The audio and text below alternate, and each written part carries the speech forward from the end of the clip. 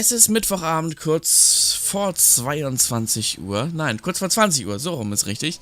Gleich startet die virtuelle FarmCon 2021 und aus die hauseigene Messe von Giant Software, da wird natürlich einiges vorgestellt. Natürlich der neue Landwirtschaftssimulator 2022, das wird ein riesengroßes Fest und das erste Gameplay-Revival gibt es aber erst morgen. Also falls ihr irgendwie Interesse daran habt, euch morgen tatsächlich mal das neue Gameplay dazu anzuschauen, ja, dann müsst ihr bis morgen warten. Passend dazu läuft natürlich zur gleichen Zeit auch die ePlay, weshalb das wahrscheinlich so ein bisschen komisch sein wird. Mir tut's ein bisschen weh, aber wir streamen morgen ePlay. Falls ihr das nicht sehen möchtet, müsst ihr leider die FarmCon euch morgen anschauen. Oder könnt ihr euch die FarmCon morgen anschauen. Beide Events sind natürlich sehr klasse, aber es ist halt so. Es läuft halt beides zur gleichen Uhrzeit. Da können wir leider nicht auf zwei Hochzeiten gleichzeitig tanzen. Was wird denn heute auf der FarmCon präsentiert? Ja, heute auf der FarmCon wird tatsächlich einiges präsentiert. Es gibt auf jeden Fall mehr Informationen über die Jahreszeiten. Die Vorstellung der US-Map Elm Creek und ein Cinematic Trailer Behind the Scenes, wie es denn Behind the Scenes bei Giant Software aussieht.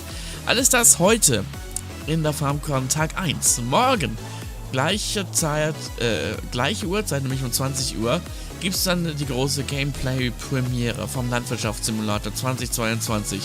Dazu stellt Giants auch noch die Engine 9 Verbesserungen vor und Enthüllungen neuer Features. Und Freitag sind wir natürlich auch wieder für euch da und am Freitag gibt es dann noch mehr Informationen über die neuen Fruchtsorten, Vorstellung der Individualisierungsoptionen, Optimierungen der Sound Engine im Detail und eine starke Challenge, nämlich der Real-Life Bale Stacking. Real Life. Also das wird tatsächlich sehr, sehr interessant. Freitag sind wir auch wieder für euch da mit der FarmCon.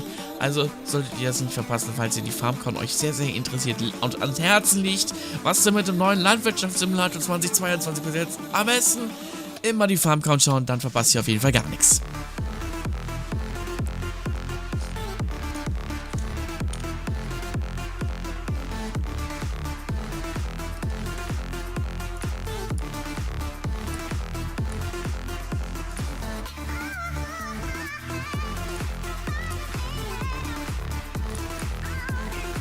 Die FarmCon 2021, falls ihr irgendwelche Fragen, Anregungen und Wünsche oder auch irgendwie Meinungen habt und die ihr gerne äußern möchtet, macht das gerne bei uns in den Chat rein und wir werden das Ganze mit euch zusammen auch noch gerne kommentieren und auch unsere Meinungen noch kundgeben, denn wir kriegen ja auch einige Informationen aus dem Hause von Giant Software und die sind genauso, die euch jetzt hier präsentiert werden. Also, falls ihr was nicht verstanden habt, fragt uns, wir wissen es tatsächlich auch auf jeden Fall.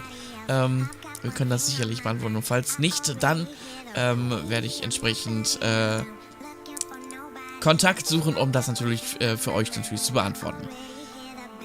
In 90 Sekunden geht's los mit der FarmCon 2021, Tag Nummer 1 und gleich geht's los.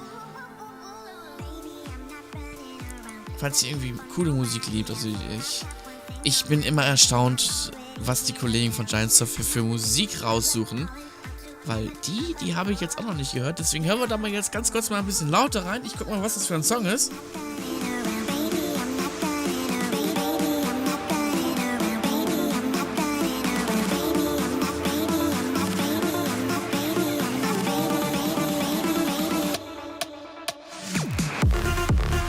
Killboot mit I'm Nothing Running Around. Falls euch der Song interessiert, klingt auf jeden Fall sehr, sehr geil. Ist auf jeden Fall... Macht mir auch Spaß, könnte ich tatsächlich auch in einer Radiosendung spielen. Falls euch jetzt fragt, Radio, ePlay, was hat das damit zu tun? Ich mache ja neben ePlay noch ein bisschen was anderes. Das hat ein bisschen was mit Radio zu tun. Mehr dazu möchte ich aber hier nicht erwähnen. In 20 Sekunden geht's los mit der FarmCon 2021 und auch Meinungen, Wünsche, Anregungen oder auch Äußerungen, alles das hier zu uns im Chat. Wir freuen uns und damit euch einen wunderschönen Mittwochabend hier zur digitalen FarmCon 2021. Giant Software präsentiert euch die FarmCon 2021. Hello and welcome to FarmCon 21. I'm here in our cozy studio again to lead you through the many presentations, telling you more about the upcoming Farming Simulator 22 and more. This year, we will be streaming the event in a compact format over 3 days instead of one super long day. What we really miss is meeting you in person and talking with you about what you've just seen or any other burning questions you might have. So, on each of the 3 evenings, some of us will be available in special stage rooms on our Discord server during and after the show. Enter the URL below or scan the QR code with your phone. Don't worry, we show it more than once. If you watch us on Twitch, you should also keep an eye on the chat because you will be able to take part in several raffles and even win a code for Farming Simulator 22 on PC, plus vouchers for dedicated FS19 servers hosted and sponsored by Nitrado. Yes, the Farming Simulator is scheduled to release on November 22nd. So before you ask, no, you won't be able to download or even play the game with the code before it comes out. But the game download will unlock on release day. So let's talk about Farming Simulator 22. It's our biggest and most ambitious farming simulator so far. The base game alone will already give you access to over 400 vehicles and tools. We have already announced seasonal changes, production chains, and 2 brand new maps plus an improved version of the popular Erlengrad map from the FS19 Alpine Farming expansion. In the next few hours and days, we will reveal a lot more. Farming Simulator 22 will also be our first game we have self-published. This is super exciting for us because it means that in addition to developing Farming Simulator 22, we are also taking care of more steps of the product's journey from us to you, the customer. To do this, we had to create an internal publishing unit, and we knew that we had to hire experienced people who have done this before. We've asked them to provide us with a super serious, high-budget cinematic documentary video to explain to everyone what they are doing. So let's have a look, shall we?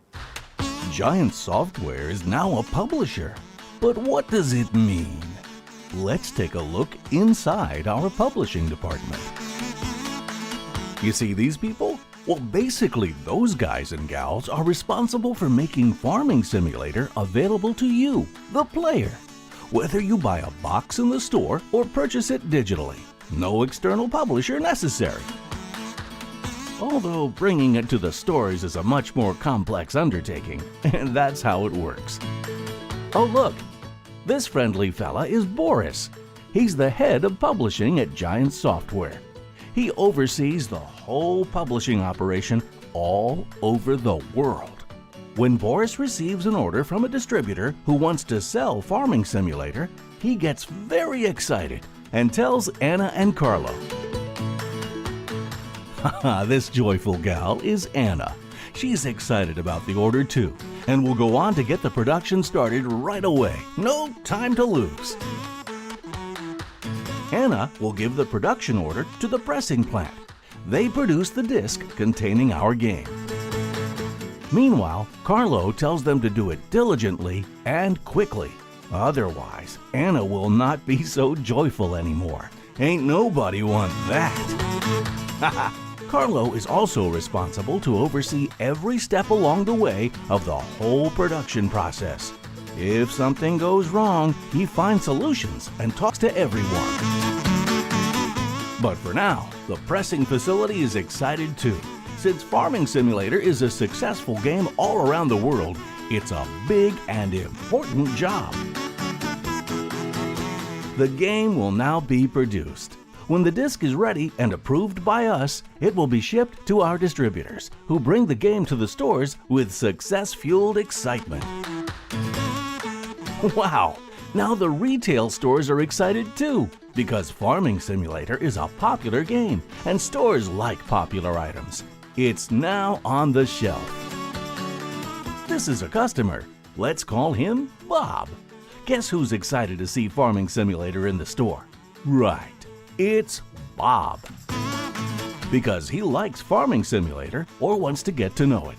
Aren't new things exciting? Yeah, they are. Oh, maybe Bob has a son or daughter. That's even more people to excite with the joy of virtual farming. In the end, everyone is happy. Unless Bob is not and decides to go on social media. The end. So, Boris, nice to talk to you. How are you? Fine. Things that we are announcing, so for that reason, absolutely fine. Okay, cool. So why don't you introduce yourself again for our fans? Sure. My name is Boris, and I'm the head of publishing for Giant Software, and now with the company for more than 15 months. And it was an amazing ride. So you're with us for over a year now, and what have you learned since then? I've learned how effective it can be to work with such a young, dedicated team. You start processes, and processes get done. It's crazy. Tell us a little bit more about your team, like how did it get formed? My team was formed through classic search and past collaboration. Carlo, for example, was a tip that was given to me. And with Carlo, we have the best possible product manager that we could get for Giants. And Anna, I was working together with Anna for more than 10 years. And after I've convinced her to come to Giants, she really has taken the professional inter-firm communication to a new level. What have you achieved since then? A lot, to be honest.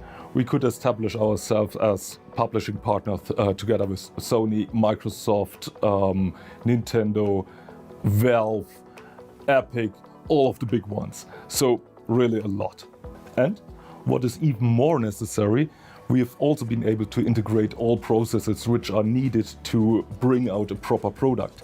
So I guess a lot of our fans want to know what exactly is beneficial for them that we now self-publish as a developer and a publisher, of course.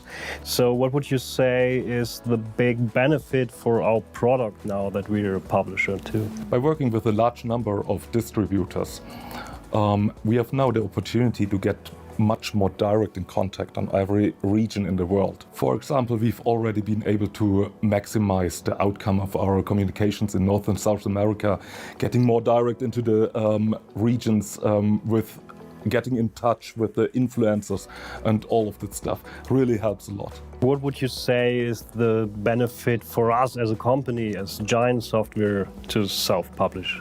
I think the most important reason why the owners of Giants made the decision to go self-publishing is the more direct contact to the fans. And with having this, I think we can record their wishes and opinions to make an even better game in future. And of course, another important point is to explore new regions like Asia and others. Okay, cool. So when we are talking about new markets and of course various examples, what exactly will fans notice when we now self-publish the game? They will find the product in the shelves of retail. I think this is the most important thing. So more players will find the game in the shelves now. Can you give us some examples on where they will find the game? Eastern Europe, Southeast Asia, and Middle East. And this will naturally give us more fans and more fans to the farming simulator community. And of course, will there be new languages supported in the future? Yeah, we already integrated the Nordic languages, for example, or even Brazilian Portuguese to make the game more accessible to children not yet speaking English, of course. Perfect, tell us more. And as a conclusion of all this, of self-publishing means more fans means more feedback, feedback means better games in the future. That sounds good. Can you tell us already from a publishing side what will improve with Farming Simulator 22? Yeah, of course. We have already been able to streamline our pre-order strategy, so to avoid all of the confusion of having different pre-order items, whatever. So we will only have one pre-order item, and you can receive it wherever you pre-order your game digitally or afterwards buy it physically. And this, I think, is a really good thing to avoid all of this confusion. Okay, can you tell us again what the pre-order item will be? Will be the Class Saddle Track pack. So it's not only a tractor, but it's a machine which comes with many different attachments. Cool, thank you. Thank you. And now we get back to Martin showing you more of FarmCon. So that's self-publishing. We are super excited and can't wait for the 22nd of November and release Farming Simulator 22 worldwide. Speaking of worldwide, let me tell you about the Farming Simulator Ambassadors Network. Our community team works together with ambassadors across the world to get feedback from as many regions as possible. We asked some of them to introduce themselves and tell us a bit about their Farming Simulator experience. Let's start with Bruno from France. Bonjour, c'est Bruno d'Univers Simu. Vous me connaissez plus sous le nom de Simulagri-Modding. Je suis vraiment très fier aujourd'hui de représenter la France, de représenter Farming Simulator en France via le réseau ambassadeur. Merci Giant Software pour cette opportunité. Vous êtes nombreux à m'envoyer des messages chaque jour via Discord, Facebook ou Twitter, via nos réseaux sociaux pour bien sûr de faire vos doléances et je les remonte ensuite à Giant Software. Vous avez vu le résultat, aujourd'hui on a la vigne, une culture emblématique de la France qui arrive sur Farming Simulator 22. J'espère qu'à l'occasion de cette FarmCon on aura d'autres annonces. Moi personnellement, voilà, j'attends un petit peu plus de l'élevage dans Farming Simulator 22 et notamment de l'élevage de chevaux. Qu'est-ce que t'en penses toi? T'en dis quoi? Bon, lui il n'est pas très bavard, peut-être que dans Farming Simulator 22 les chevaux seront un petit peu plus bavards. Hein mon coco? Allez, je vous souhaite une bonne FarmCon et je vous dis à très bientôt. Ciao tout le monde. Thank you, Bruno. So back to Farming Simulator 22. A month ago, on the 22nd of June, we did have another exciting moment though. The release of the Farming Simulator 22 cinematic trailer. It shows the passion and hard work farmers proudly dedicate to the job. Such a trailer is hard work though. Already towards the end of last year, we internally discussed the direction we want to take with the trailer and started looking for a partner to realize that vision. With Capsule Studios from Paris, we found this partner. And every time I got a weekly status update with the latest version, I got super excited. So let's have a look at how it all came to life. Let's go to Paris and check the archives. But first, let's watch the trailer one more time.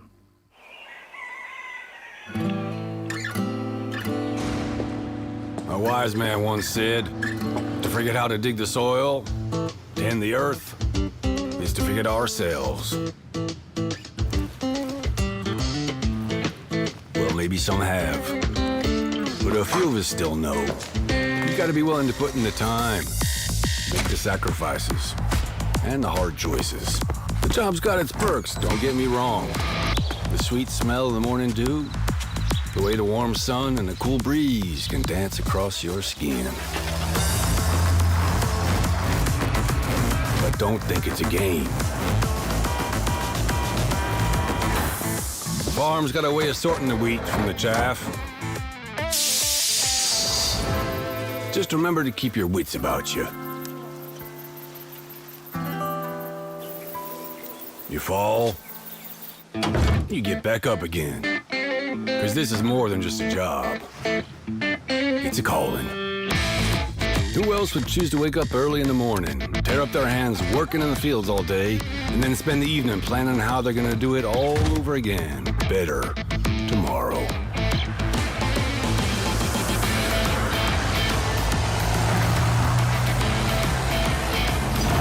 Day after day.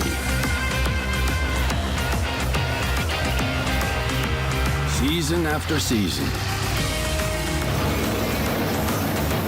Year after year. That's a calling that's never ending. It stretches far forward and back from us as long as farmers have been tending this earth. And farmers will be around as long as such a thing exists. Tomorrow is secured by those willing to dirty their hands today. So when you feel alone out there in the field, just remember, you're not.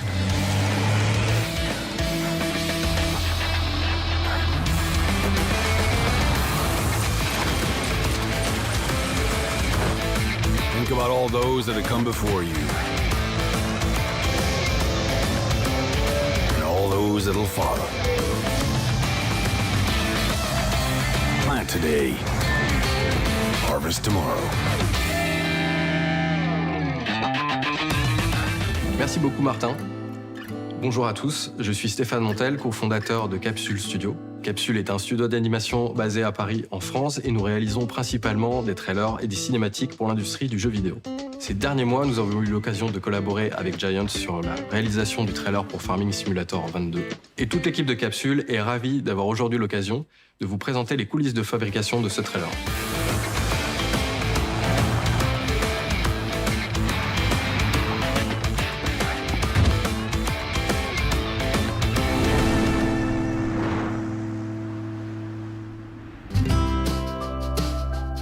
Début 2021, nous avons commencé à discuter avec Giants de l'histoire du trailer. L'objectif n'était pas seulement de montrer les améliorations du prochain jeu, mais aussi de réussir à transmettre les émotions qui animent la communauté de joueurs. Pour beaucoup d'entre eux, l'agriculture est une véritable passion et Farming Simulator est le jeu qui respecte et capture cet engagement. Au regard des intentions, il était clair que nous devions imaginer une histoire avant tout humaine. Une histoire qui parle de tradition, mais aussi de transmission entre les générations. D'un côté, nous avons le personnage de Jacob, c'est un agriculteur d'âge mûr qui doit en quelque sorte représenter la sagesse du fermier expérimenté. Et d'un autre côté, nous avons le personnage de Sophia, qui représente une nouvelle génération de fermiers, peut-être plus décontracté et moderne dans son attitude, mais tout aussi engagé. À partir de là, nous avons commencé à traduire nos idées sous la forme d'un storyboard. La mise en scène que nous avons imaginée cherche à mettre en contraste les approches très différentes du métier de fermier par nos deux personnages, pour au final révéler qu'il s'agit d'une histoire de famille, l'histoire d'un père et de sa fille et de leur passion commune pour l'agriculture. Avec l'équipe de Giants, nous avons eu beaucoup de discussions pour trouver le juste équilibre dans le ton de chaque personnage. Par exemple, Sophia, au début du film, a une attitude peut-être très décontractée vis-à-vis de ses responsabilités. Mais il était important de trouver le juste milieu, de ne pas tomber dans le ridicule pour pouvoir par la suite faire évoluer son personnage et montrer son apprentissage. Le storyboard est vraiment la première brique d'un long processus de fabrication. À partir de là, une foule d'artistes vont collaborer ensemble pour donner vie à un film entièrement en animation 3D.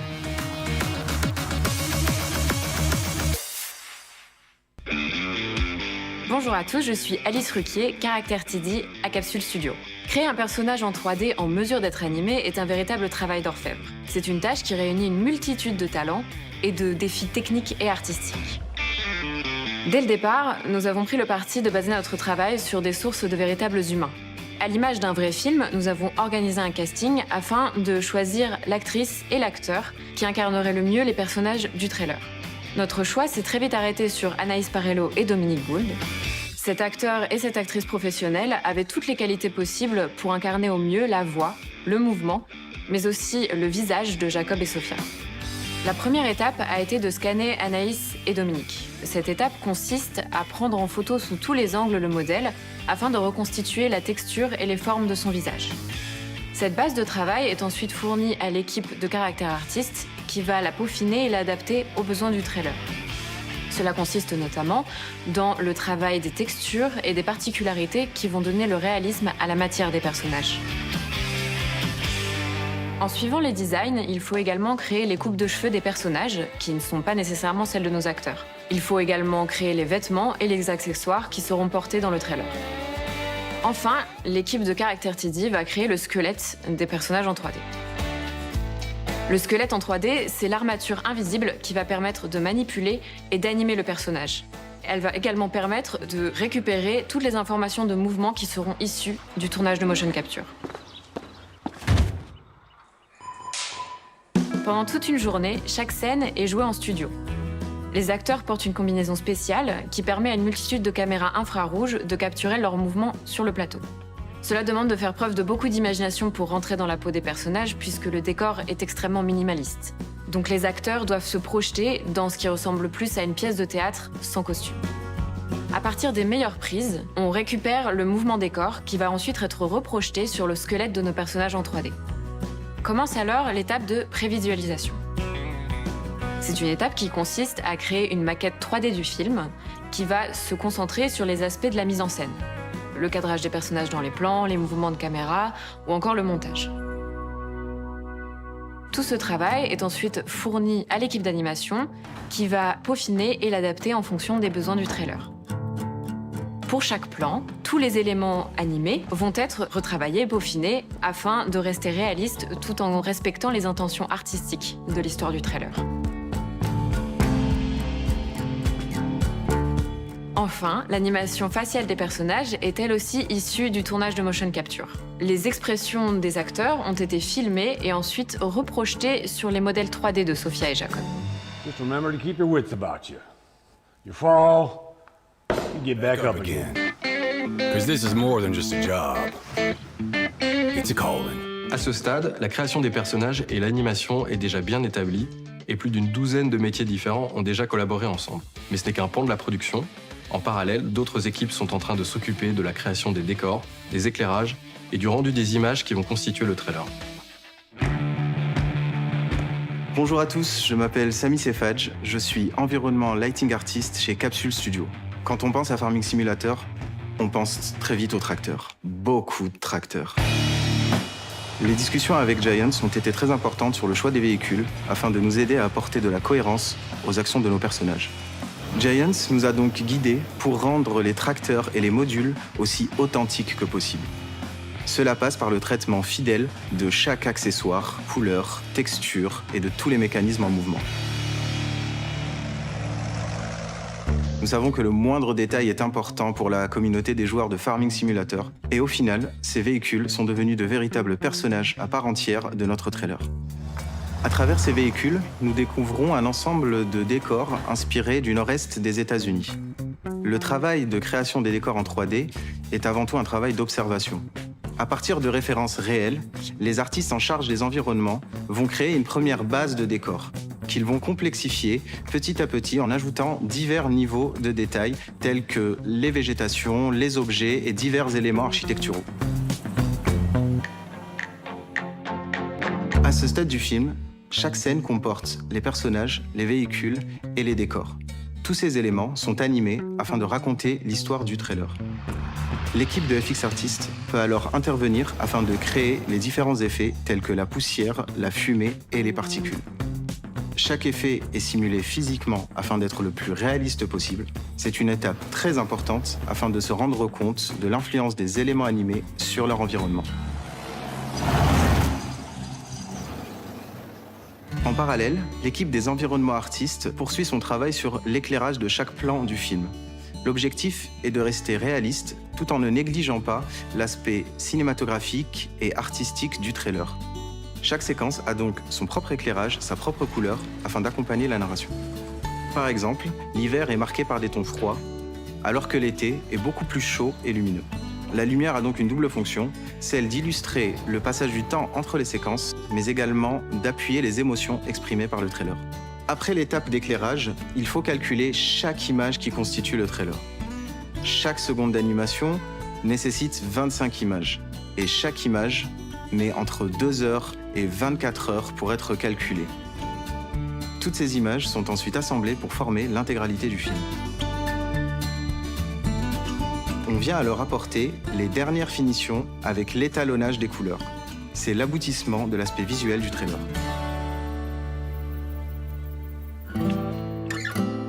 Pour terminer cette visite dans les coulisses de fabrication, il faut aussi faire mention du travail audio, car l'image doit être convaincante, mais aussi le son. Giants nous a partagé des banques de sons très réalistes pour le bruitage de chaque véhicule. Et la musique a été composée spécialement pour le trailer. Elle vient subtilement renforcer le caractère particulier de chaque personnage. Dans les séquences de Jacob, par exemple, on utilise principalement des riffs de guitare classique, alors que dans les passages sur Sophia, on utilise plutôt des sons électroniques. Ces deux thèmes viennent s'assembler progressivement dans le trailer, se renforcer jusqu'à la conclusion du film.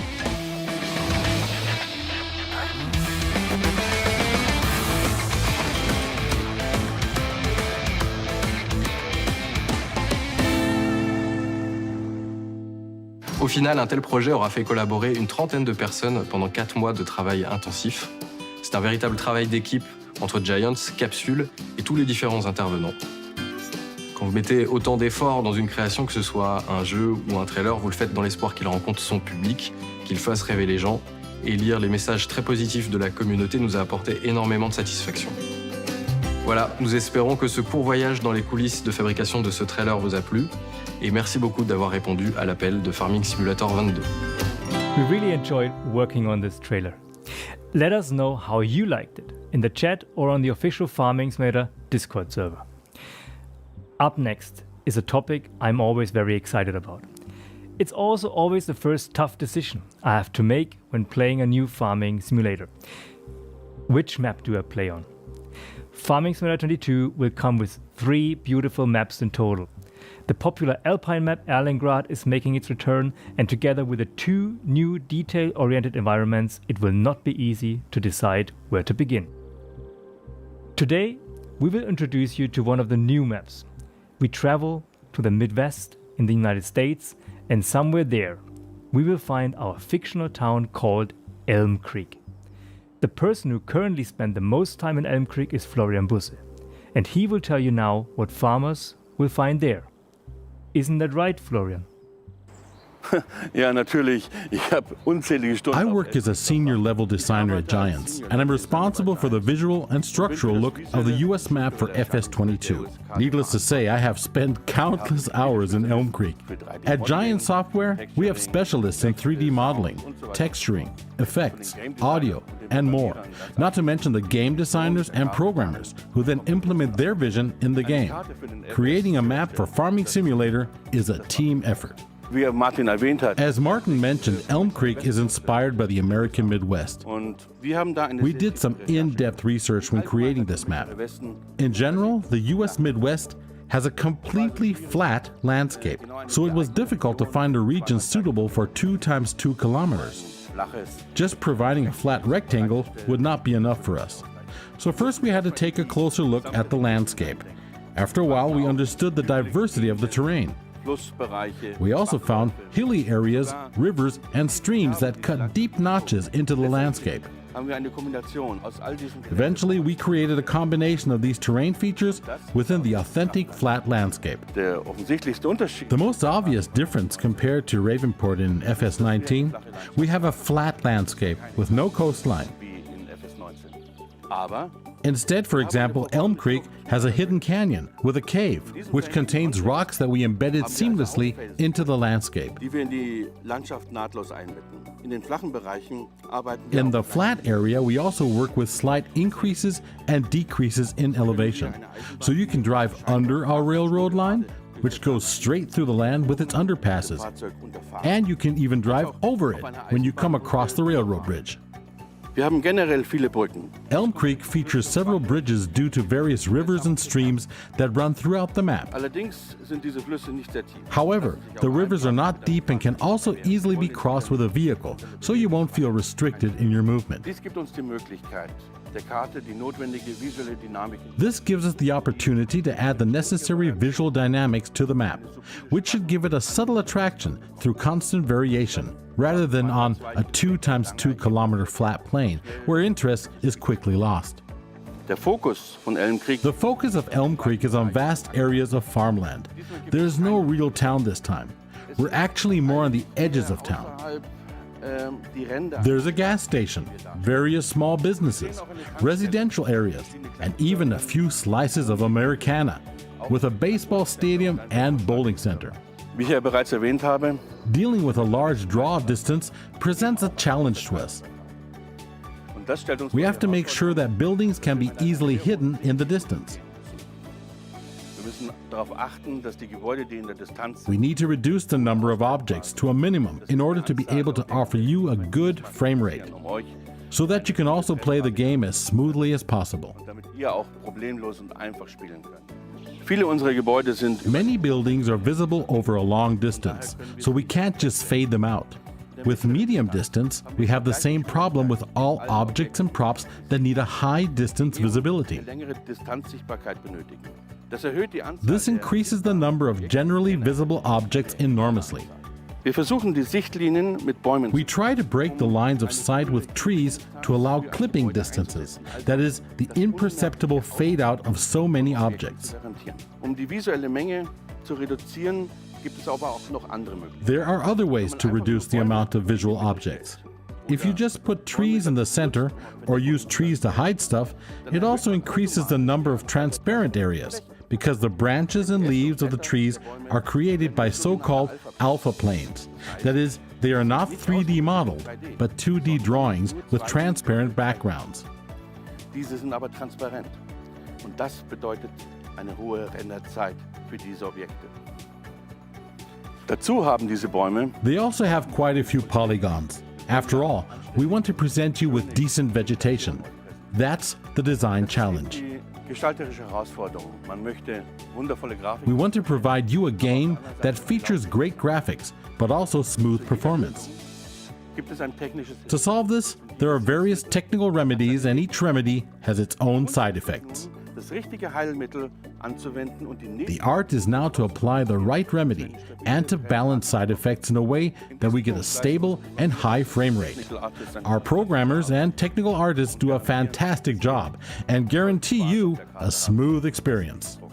Im Gegensatz, In contrast to the farm layout of FS19, we decided to place the farm in the middle of the map so that the player can spread out to all sides and have all the possibilities to create their own unique farm. individuelles Farmspiel zu gestalten.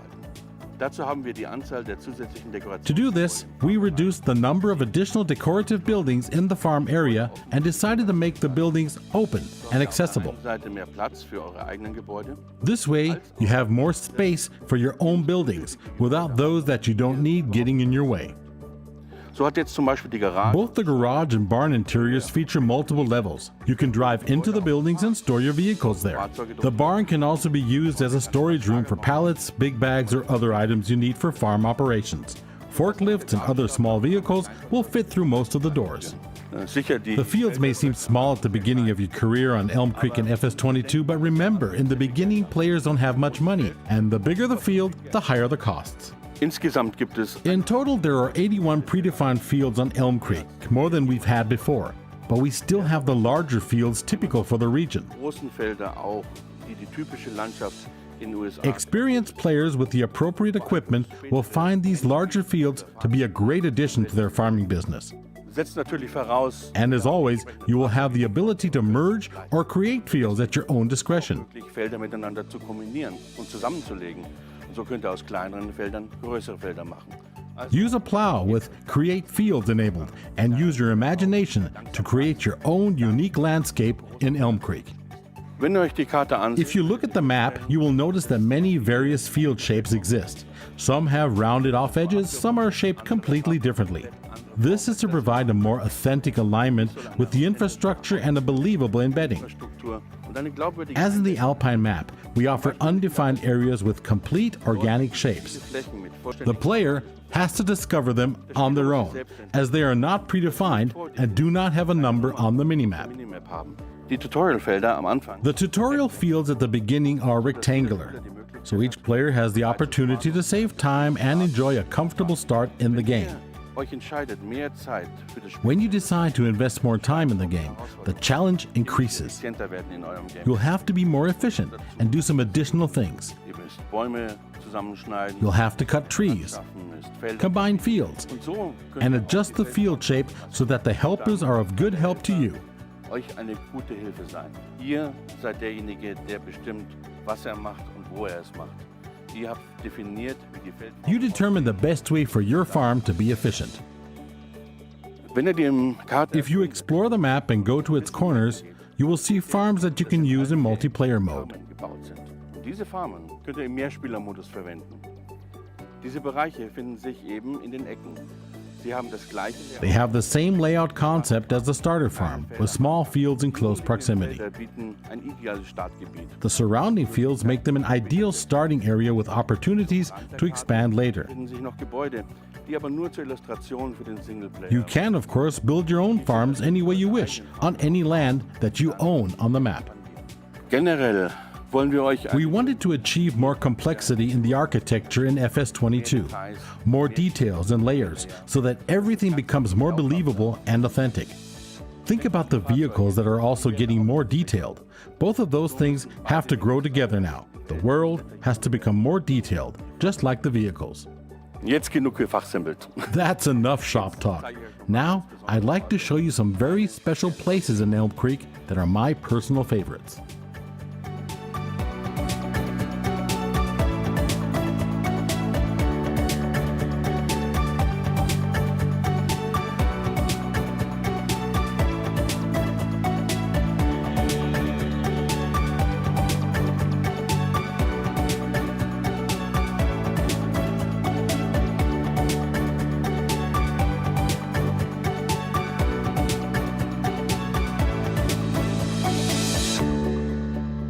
Thank you, Florian.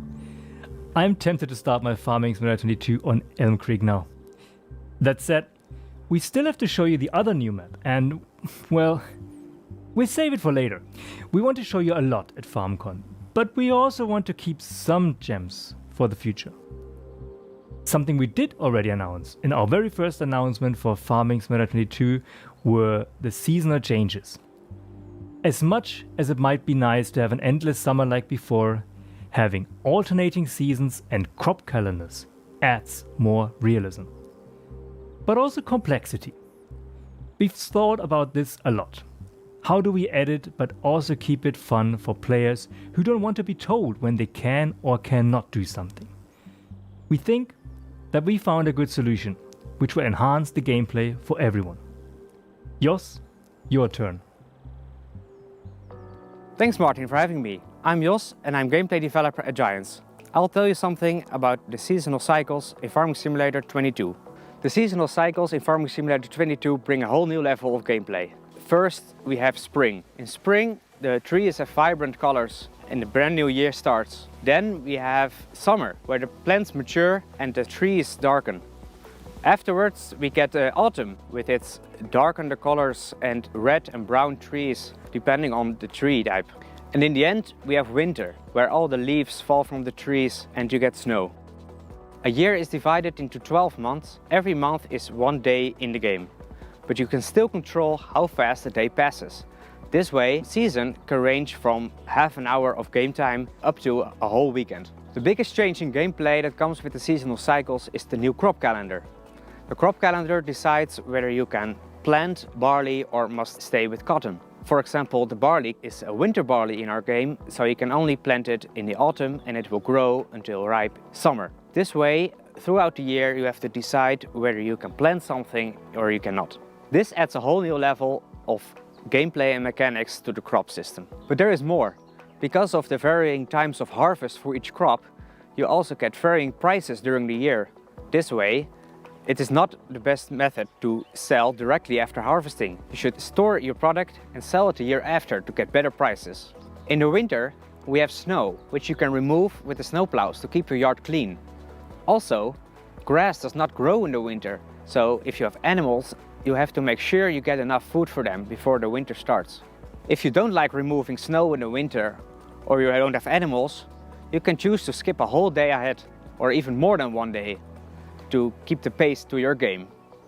There have been a lot of challenges in implementing this feature into the base game. We knew from the Seasons mod that this feature would be very popular, but a lot of people, they prefer freedom of planting whenever or harvesting whenever they want.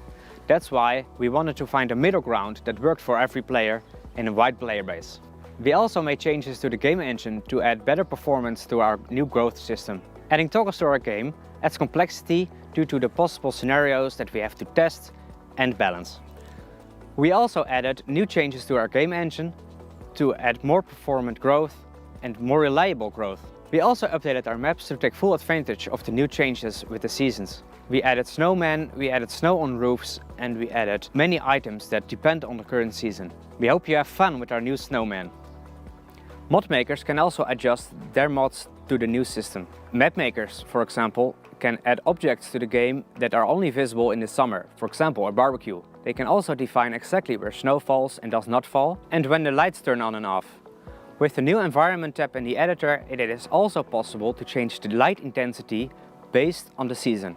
With the new environment tab, it is also possible to control when objects are visible and are not visible, much easier than before. On top of all this, map makers can define where their map is located in the world.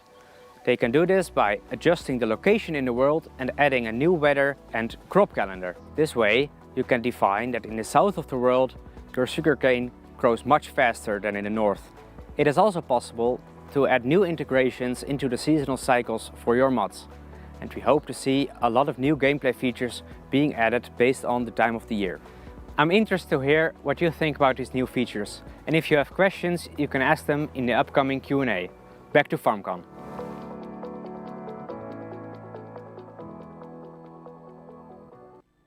Gotta say, I like summer, but I'm looking forward to snow in Farming Simulator 22. If you'd like to have a chat with Jos and other Giants folks, then join our Discord server, where we will be available during and after the show. On there, you will also find discussions about the Farming Simulator League. In the FSL, teamwork, coordination, discipline and precision are needed to take home the victory when the teams fight for a prize pool of 250,000 euros in the current Season 3. I bet we see some really exciting matches in the next tournament, which will take place this weekend. Our next ambassador is actually a part of Bednar's FSL team. Let me introduce you to Jose from Czech Republic. Zdravíme FarmCon! Jmenuji se Jose, jsem streamer a youtuber. Zároveň jsem součástí týmu FSL Bednar. Giant mi dal pár minut, abych vám řekl pár slov. Tímto jim chci poděkovat, že mi dali možnost vytvořit českou komunitu, která je úžasná. A pomalu se zapojuje do vytváření módů pro Farming Simulator. Jsem rád, že mě komunita v tomto podporuje. Bez vás by to nebylo ono. A nakonec chci poděkovat veškeré komunitě Farming Simulator, že vůbec existuje. A jsem rád, že jsem její součástí. Takže se mějte krásně. Ahoj! Coordination and precision. Precision and farming. Precision farming! This transition was almost too easy. Back in 2020, we've announced our partnership with EIT Food and John Deere to develop a precision farming mod together. Your feedback was astonishing, and we are glad to say that we will continue working on it, and we're happy to announce precision farming will return in Farming Simulator 22. But for those of you who are perhaps unfamiliar with precision farming and what it adds to Farming Simulator, let's start with a quick summary of the project. To start taking samples of your soil, you'll need two things: the John Deere Gainer and the Iceria Scout. With the sampler, we can find out on which types of soil your crops are growing on. Let's take a look at the new Precision Farming tab in the menu. There are 4 different kinds of soil: loamy sand, sandy loam, loam, and silty clay, each offering a different level of yield potential. They will become visualized on the map after you've taken and analyzed the samples. The next step is to find out about your soil before you begin preparing the field. Samples are collected in the vessels at the bottom of the unit. Let's switch to the soil map and have a look at the visual impact of taking samples with a 25-meter radius. You can see the radius on the minimap as well. This is the only indication for areas with samples taken. They're not analyzed yet. Since 1 or 2 samples won't give you enough data, you need to cover as much of the field as possible. Have enough samples collected? Press Z. Depending on the difficulty, the price of analyzing the samples will vary. When you get the lab results back, you'll see the soil properties on the soil map. Now you have the data. Not only are there 4 different soil types, you also have to take into account different pH levels and the content of nitrogen when improving your yield. You can increase your pH levels by liming the fields. The most prominent addition in the UI is the lime application bar. While the red mark shows you the current pH level, the tiny flag indicates which pH value to aim for. By pressing the comma button, you can activate or deactivate the automatic application rate of lime.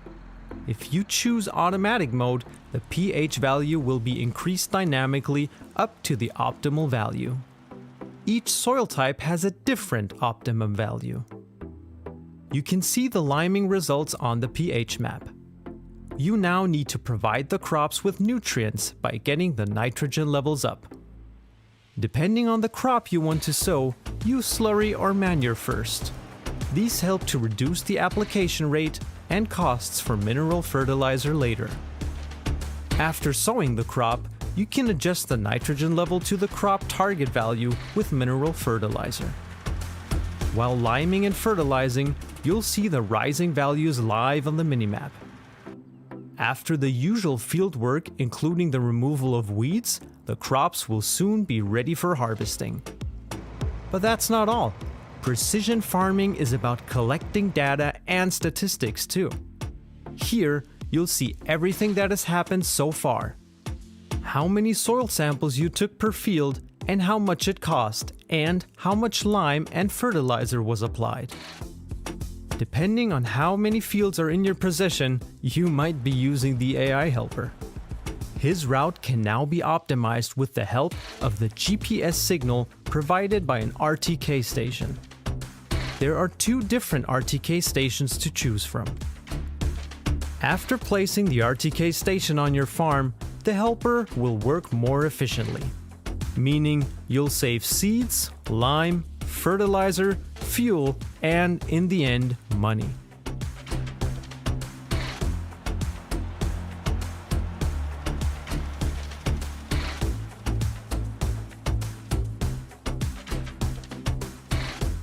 We've invited Dr. Thomas Engel from John Deere to tell us more about the plans.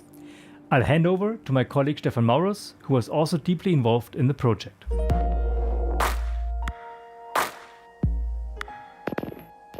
Welcome to this interview. My name is Stefan Maurus, as he already told you, and I'm a gameplay programmer here at Giant Software. And now it's all about the Precision Farming DSC. Some of you might know this already, but this DSC was not only developed by us, it was also developed with some others. And one of them is John Deere. And this leads us to our special guest today. It's Dr. Thomas Engel from John Deere. Yeah, thank you. I'm glad to be here and talk about precision farming. My name is Thomas Engel. I'm also a farm boy. I grew up on a farm.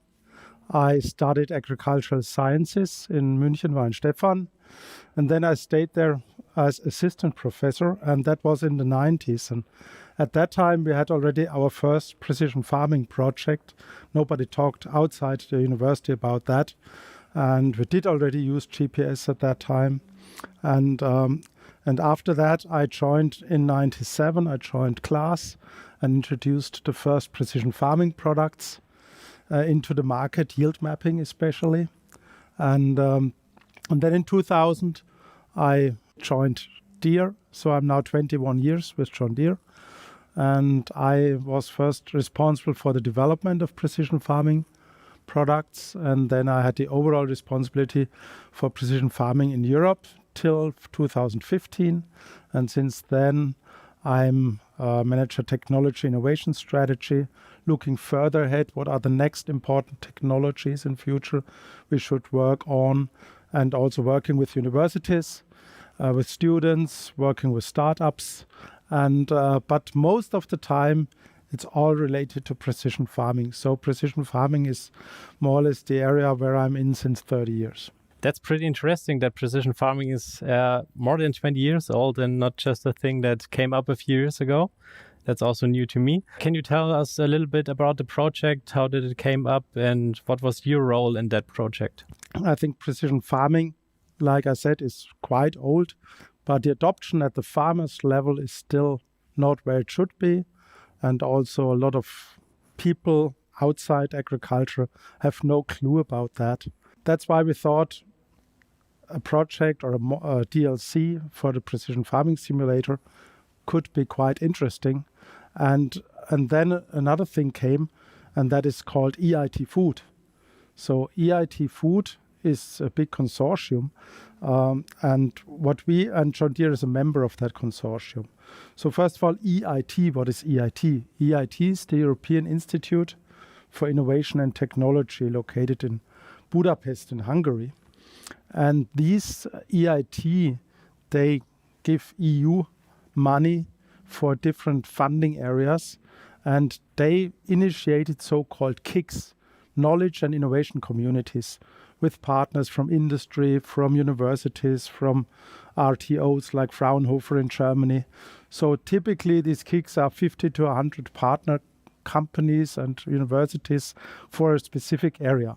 And one area is EIT food, so the food chain, starting with primary production on the farm level up to the consumer. And the idea is just to improve overall the knowledge about food, how it's produced, but also changing nutrition habits of consumers.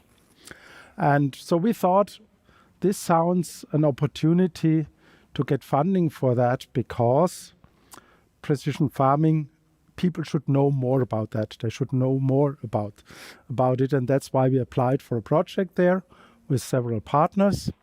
And yes, it was accepted. And so we started that project last year and finally got, as a result, a DLC. Yeah, so it's also, in my opinion, really important to tell the people that farming is, a lot more than we tell in the game. In our game, most of the things are really simplified to make the game enjoyable, and so it's fun playing it. And also the precision farming DLC aims also for that fun.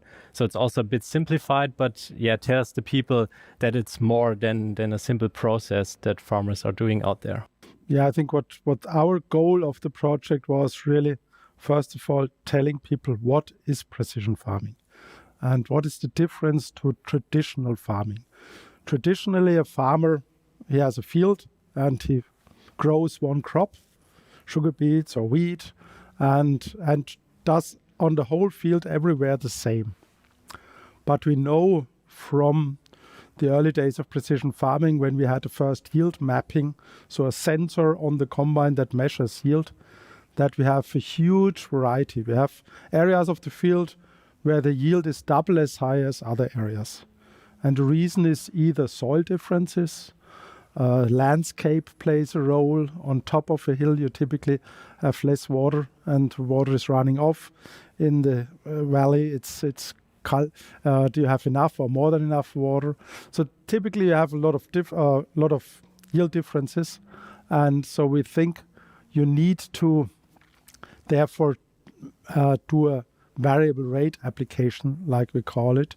So and that's how it all, let's say, all these ideas came together. We say we need to when we have a high yield and we do just, let's say, the average fertilization, then eventually we haven't applied enough fertilizer.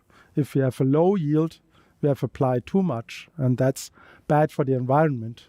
And so that nitrate will go to the groundwater.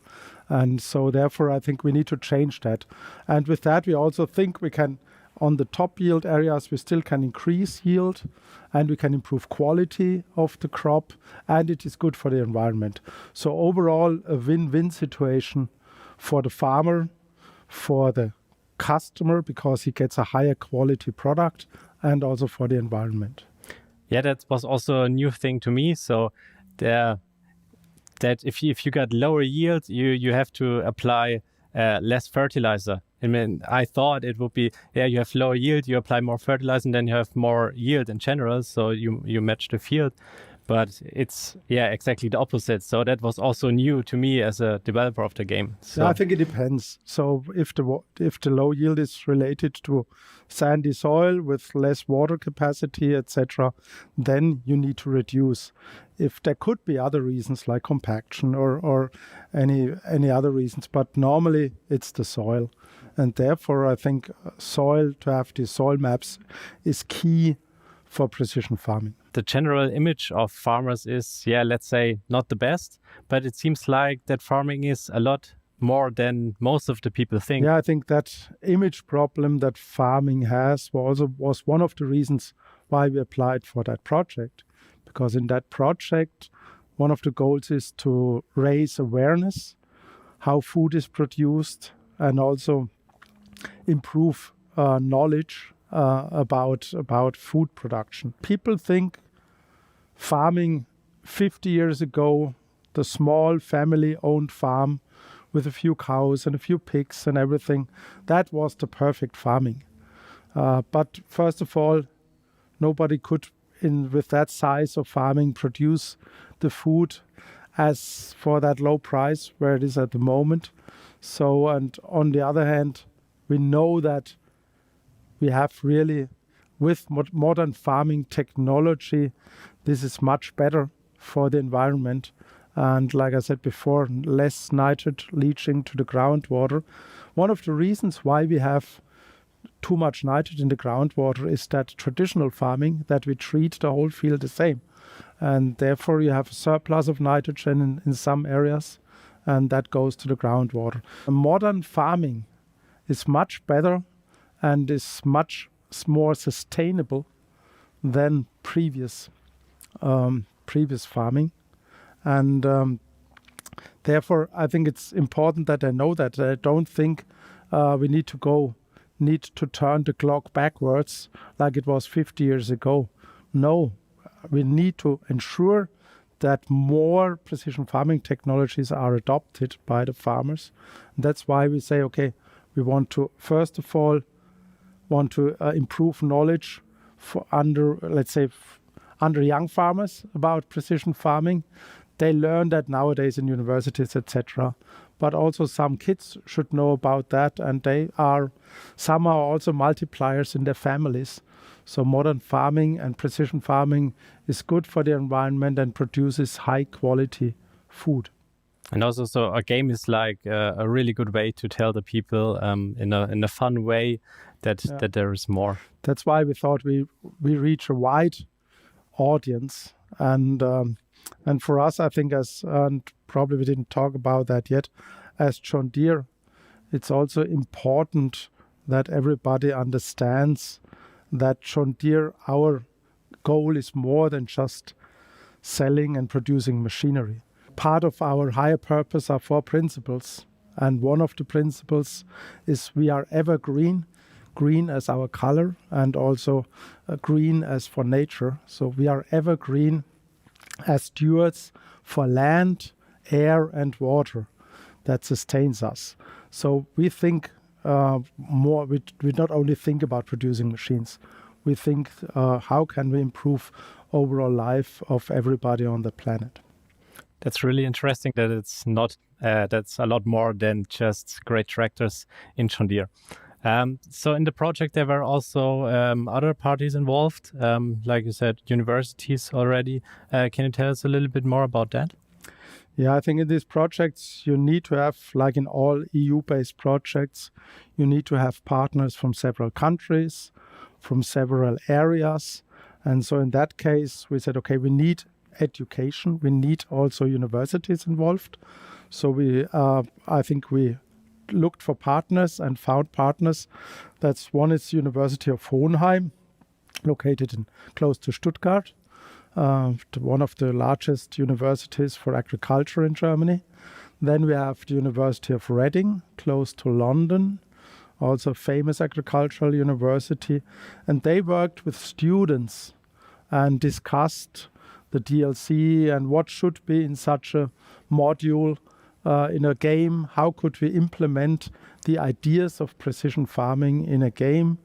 So they delivered feedback. We had sessions with them, workshops. That's one thing. Then we have Grupo AN from Spain. So we also have covered Southern Europe. They are a big cooperative and they have more than 30,000 farmers as members. So they delivered also, we had sessions with young farmers there. They also delivered input into that and gave us constructive feedback. Since this year, it is now the second year of the project, which just started. We also have the Institute for Animal Reproduction and Food Research from the Polish Academy of Sciences.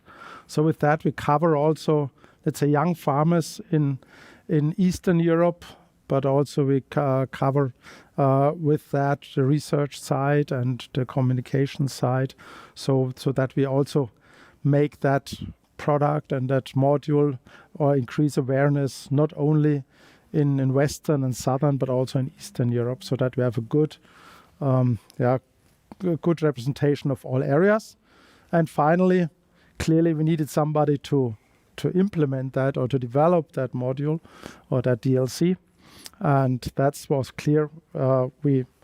We needed to work with you guys because I think Giants is definitely the most advanced and best software in that farming simulator world, and I think also by far the biggest player there. So there was no question, and luckily we were able to convince you to work with us, and we are really happy about this first DLC that was finally published end of last year, and it really. I think it is a great product. And also from our side, it was a really good cooperation with all these partners together. And it helped us really well to develop this mod and also to have the knowledge of them, to help us to make it as realistic as possible. For example, like the nitrogen values and so on. So that they are matching the reality. So yeah, let's talk a little bit about the first version of the precision farming module. Can you tell us a little bit about the features we've implemented? Yes, sure. I think, first of all, we need to understand that all what we do when we do variable rate applications is based on precise location in the field. And therefore, we need GNSS, we need global navigation satellite systems like GPS. But nowadays we also use GLONASS, the Russian system. We use Galileo with our receivers. And with that, we can locate the machine with an accuracy of 2 centimeters in the field. And so we said with that, with so-called RTK base stations, we want to do that so that everybody understands with that we can steer the machine automatically very accurate without any overlap. So we added RTK base stations to the game. Then, like I said, at the beginning, we need to understand what the differences in the field are, what the soil differences in the field are. Therefore, first, the player has to take soil samples, and then they are analyzed in the lab, and then you get a nice map of the soil with the different soil types. And based on the soil types, you also get values like the pH value of the soil and also the nitrogen content of the soil. And based on that, then you start working in the field. Clearly, you need to seed first, but before that, typically you apply lime, and lime to compensate for the wrong pH value. So every soil type needs a specific pH value, because let's say when you have a sandy soil, it should be lower, and when you have a more heavy soil, then also you need a higher pH value, because this also helps to build structure, that the soil is better for the crops. So every soil type has its goal, its pH target value, and therefore you start spreading lime, and with that you can then bring it to the specific value where it should be. Then after seeding, you also need to do fertilizing. So we have here two areas. We have organic fertilizer, which you can apply. This you still apply uniformly. Before the lime, you can change in the field based on the soil types. In the first type of the module, we just said, okay, for manure, we just organic fertilizer, we do everywhere the same, and then we do the rest with a mineral fertilizer that could be granular or could be fluid fertilizer, and then you just bring it up to the level where it should be for that area in the field. So this is our fertilizing is a big area because it's also so sensitive for the nature, for the environment. And then finally, and then during harvesting, you see you get a yield map and you see the differences of the yield in the field. That's where precision farming originally from the idea started 25 years ago, that you have this yield map and understand how much variance you have in the field. And then finally, when you have done variable rate applications, you also have different types of costs. You have a different income level with different yields, and you have different costs. So you also at the end get an economic analysis about what you have, how much money you made on your field with your precision farming activities. Yeah, I think that was also really well received by the community. We got really good feedback about the analysis about what you have done to reach that yield. Because in the base game, you don't have any information. You just see that you harvested, one tipper full of wheat, but nothing more. And now you see directly on the field where are the good spots, where the bad, and all this list of costs. So it was also well received by the community.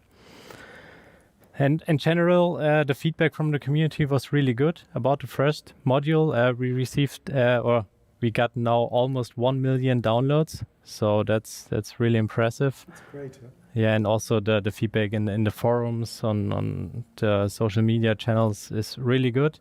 And they're also looking forward to the second module that may come. Can we tell them a little bit about what we plan to do? Yeah, I think we just started to work on that or further define that second module. We applied again with EIT Food for another year of funding, and we just recently got approval for that. So it's great that we can further work on that. And we already decided that it doesn't make any sense to make that second module for the Farming Simulator 19. So it will be based on the Farming Simulator 22. So that is probably the first information or the first decision that already is made. And then on a high level, we already also decided what additional features we want to add. And on a high level, we can say we also looked into the feedback from the community. So before we really started to talk about new features, we analyzed the feedback from the players, from the gamers. We analyzed, we presented it again to students, to young farmers. We discussed it at the academia level with the professors at the universities, etc.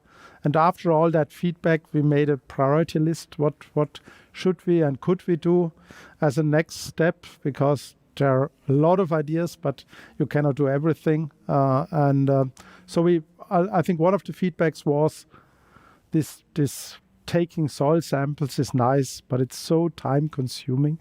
And for some, it just takes too long. So we said that definitely we have to add an option that you can somehow purchase a soil map from a lab or from a service provider who can then does the soil sampling for you, and you get the map at the end.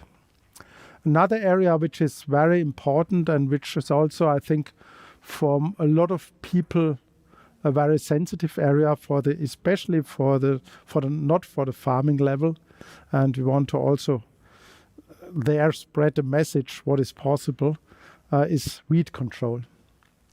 Weeds need to be controlled because otherwise they take away light, nutrients, water from the crops, and therefore the yield goes down. And we cannot afford that we have lower yields because we need to feed the population. So we need to do something against it. And one thing which is highly discussed at the moment is that herbicides are bad. You shouldn't use herbicides because, like glyphosate, is with all these discussions around could eventually create cancer, etc. So people don't like that farmers are using herbicides. So weed control is important. So what could we do? We could do also mechanical weeding, for example, and not using herbicides, and that's also possible nowadays. I think we would like from the John Deere side add a feature called See and Spray, that you have cameras on the spray boom, and the cameras detect weeds, and only where weeds are, then the sprayer sprays, and all the rest is not sprayed. So with that, we have done research. In some areas, you can reduce the amount of herbicides by 90%. So the impact on the environment is huge. And also, therefore, I think this is definitely a topic which is good not only for the farmers but also for the community. And then the third area is again related to sustainable farming, making farming more sustainable, is still further define nitrogen fertilization. because we do it at the moment. We spray mineral fertilizer or spread that, and but based on the yield potential, and that is good. It's already an improvement, but nitrogen is very dynamic. So in the soil you have the mineralization of organic matter. So the soil delivers nitrogen. That depends on temperatures, on water, on a lot of factors. So just taking the soil into account is not enough. So we need to also have a sensor that looks on the crop. So when you drive over the field, you have the crop, and then when you with a sensor, you can measure the nutrient status of that crop, and then directly during driving over, change the amount of nitrogen. That's one thing. And also manure, slurry manure is also it's not really homogeneous. So also there you can add sensors, so high-tech sensors, near-infrared sensors, to measure the nutrient content and adjust that.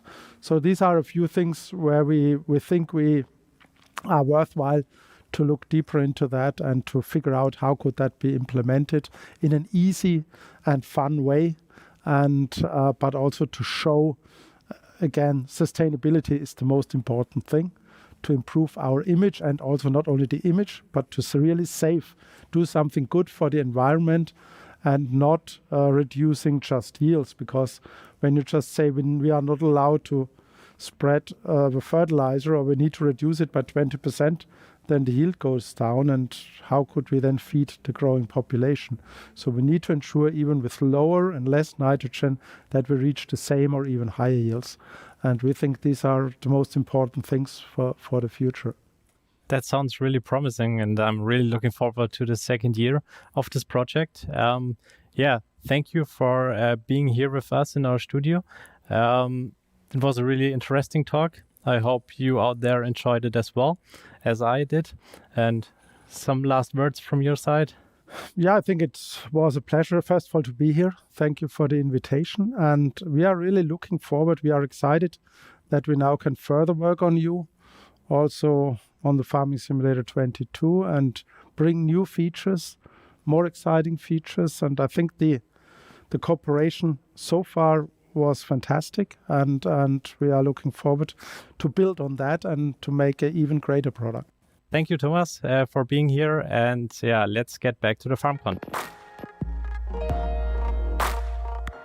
Isn't this great news? Precision farming will also come as a downloadable mod for Farming Simulator 22 after launch. And just in case you forgot, the game will launch on November 22nd this year on PC, Mac, PlayStation 4 and PlayStation 5, Xbox Series X and S, as well as Xbox One and Stadia. You can already pre-order digitally or at retail. Depending on your region, the game boxes will have a different tractor on the front. Speaking of boxes, let's not forget about our Collector's Edition, which comes with a working USB beacon light. You plug it in, and when you activate the beacon lights within Farming Simulator 22, they start to light up, and they stop when you deactivate them in the game again. How cool is that? We're coming towards the end of the first day of FarmCon 21, but don't leave yet. So, we have had a detailed look at Elm Creek and the seasonal changes feature of Farming Simulator 22. We showed you what it means for you and us that we are self-publishing the game now. We've had an exciting behind-the-scenes feature of the cinematic intro of Farming Simulator 22, but what would be a FarmCon without the direct contact with you? Let me invite you to our Discord server, where some of us will be available in special FarmCon rooms to answer questions and have discussions with you. However, there's one catch. We cannot answer everything today yet, because we will have a great program for tomorrow's FarmCon too. It's July 22nd after all, and we have reserved a lot of time for Stefan Maurus, Marius Hofmann and Kenneth Burgess to show you a lot of changes, both big and small, as well as new features which will make it into Farming Simulator 22. I'm really looking forward to this, because at every FarmCon I notice that often the smaller features which don't make it into the headlines are the ones that are super important for you. Thomas Brunner will also show you how the Giants Engine 9 powers the game and will most likely throw around a lot of technical words I have never heard before, but which will make the game look great. At the end of the day, tomorrow, we will also spend some time answering a lot of questions we've got in the last few weeks in a special Q&A segment. So let's head over to Discord now and have a chat. Otherwise, see you tomorrow.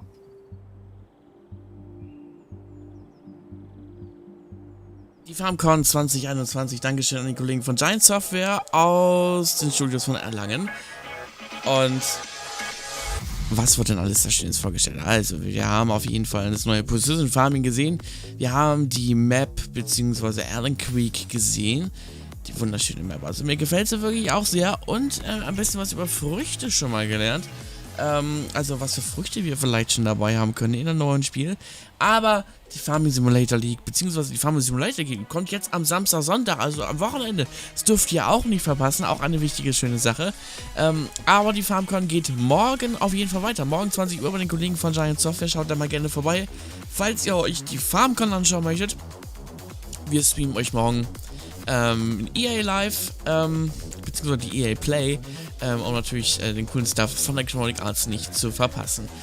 Wir sind damit raus, falls ihr mehr von der FarmCon sehen könnt, beziehungsweise das ganze Programm irgendwie so verpasst und euch gerne nochmal anschauen möchtet, geht doch einfach mal auf unsere Seite eplay-tv.de, klickt euch da in den E3-Artikel und geht da zur FarmCon und da findet ihr dann auf jeden Fall in Kürze dann auch die Aufzeichnung von diesem Stream, beziehungsweise auch das Original dazu. In diesem Sinne sind wir raus für heute. Schönen Abend noch bis morgen 19 Uhr zur EA Play. Und damit euch noch einen schönen Abend. Kommt gut durch die Nacht und durch den nächsten Tag. Und wir sind raus. Und ciao.